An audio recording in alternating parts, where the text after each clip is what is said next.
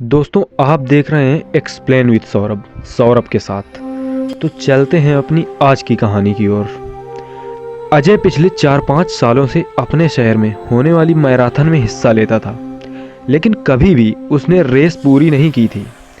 पर इस बार वह बहुत एक्साइटेड था अपनी रेस को लेकर के, क्योंकि पिछले कई महीनों से वह रोज़ सुबह उठकर दौड़ने की प्रैक्टिस कर रहा था और उसे पूरा भरोसा था कि वह इस साल की मैराथन रेस जरूर पूरी कर लेगा।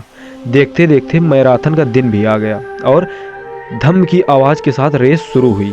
बाकी धावकों की तरह अजय ने भी दौड़ना शुरू किया। वह जोश से भरा हुआ था और बड़े अच्छे ढंग से दौड़ रहा था, लेकिन आधी रेस पूरी करने के बाद अजय बिल्कुल थक गया और उसके जी में आया कि बस अब वह बैठ जाए। वह ऐसा सोच ही रहा था कि तभी उसने खुद को ललकारा, रुको मत अजय, आगे बढ़ते रहो। अगर तुम दौड़ नहीं सकते तो कम से कम जॉगिंग करते हुए आगे बढ़ सकते हो, आगे बढ़ो। और अजय पहले की अपेक्षा धीमी गति से आगे बढ़ने लगा। कुछ किलोमीटर इसी तरह दौड़ने के बाद अजय को लगा कि उसके पैर अब और आगे नहीं बढ़ सकते हैं। वह लड़खड़ाने लगा। अजय के अंदर विचार आया, अब बस और नहीं बढ़ सकता। लेकिन एक बार फिर अजय ने खुद को समझाया, रुको मत अजय, अगर तुम जॉगिंग नहीं कर सकते तो क्या कम से कम तुम चल तो सकते हो, चलते रहो।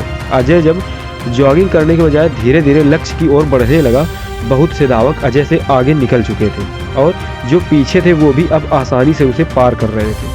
अजय उन्हें आगे जाने देने के अलावा कुछ नहीं कर सकता था। चलते चलते अजय को फिनिशिंग पॉइंट दिखने लगा, लेकिन तभी वह अचानक से लड़खड़ा कर गिर पड़ा। उसके बाएं पैर की नसें खिंच गई थी। अब कुछ भी हो जाए मैं आगे नहीं बढ़ सकता, जमीन पर पड़े पड़े अजय के मन में ख्याल आया। लेकिन अगले पल ही वो जोर से चीखा, नहीं, आज चाहे जो हो जाए मैं ये रेस पूरी करके रहूंगा, ये मेरी जिद है। माना मैं चल नहीं सकता, लेकिन लड़खड़ाते लड़खड़ाते ही सही इस रेस को जरूर पूरा करूंगा। अजय ने साहस दिखाया और एक बार फिर असहनीय पीड़ा सहते हुए आगे बढ़ने लगा। और इस बार वह तब तक बढ़ता रहा जब तक उसने फिनिशिंग लाइन पार नहीं कर ली। और लाइन पार करते ही वह जमीन पर लेट गया। उसके आंखों से आंसू बह रहे थे। अजय ने रेस पूरी कर ली थी। उसके चेहरे पर इतनी खुशी और मन में इतनी संतुष्टि कभी नहीं आई थी। आज अजय ने अपने चलते रहने की जिद के कारण सिर्फ एक रेस पूरी न की थी, बल्कि जिंदगी की बाकी रेसों के लिए भी खुद को तैयार कर लिया था। दोस्तों, चलते रहने की जिद हमें किसी भी मंजिल तक पहुंचा सकती है। बाधाओं के आने पर हार मत मानिए।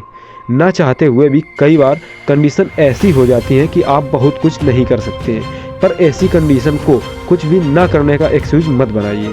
घर में मेहमान हैं, आप 8 घंटे नहीं पढ़ सकते, कोई बात नहीं, 2 घंटे पढ़ सकते हैं, पढ़िए। बारिश हो रही है, आप 10 कस्टमर से नहीं मिल सकते, कम से कम 2-3 से तो मिल सकते हैं ना, मिलिए। एकदम से रुकिए नहीं, थोड़ा थोड़ा ही सही आगे बढ़ते रहिए। और जब आप ऐसा करेंगे तो अजय की तरह आप भी अपनी ज़िंदगी की रेस जरूर पूरी कर पाएंगे और अपने अंदर उस खुशी, उस संतुष्टि को महसूस कर पाएंगे जो सिर्फ चलते रहने की जिद से आती है। मैंने आज तक बहुत लोगों को देखा है कि शुरू में जब वो किसी भी चीज़ की प्रिपरेशन शुरू करते हैं तो 1-2 महीने, ज़्यादा से ज़्यादा 1-2 महीने तक उनका जो प्रिपरेशन है लगातार चल पाती है। उसके बाद वो अपने मार्ग से भटक जाते हैं। इसका एक कारण है कंसंट्रेशन। अगर आप किसी भी चीज़ में कंसंट्रेशन नहीं रख पाते हैं तो आप अपने लक्ष्य तक नहीं पहुंच पाएंगे।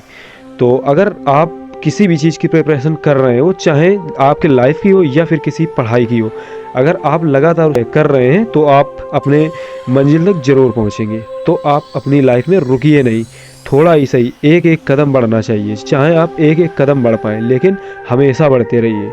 हमारी स्टोरी यहीं पे ख़त्म होती है और मिलते हैं अपनी किसी दूसरी स्टोरी में। अगर आप हमारे चैनल पर अभी नए हैं और आप लोग अगर ऐसी ही लाइफ चेंजिंग स्टोरी सुनना चाहते हैं तो आप हमारे चैनल को अभी सब्सक्राइब कर लें और इस वीडियो को एक लाइक भी कर दें। हमारी स्टोरी यहीं पे ख़त्म होती है और मिलते हैं अपनी किसी दूसरी स्टोरी में। तब तक के लिए धन्यवाद।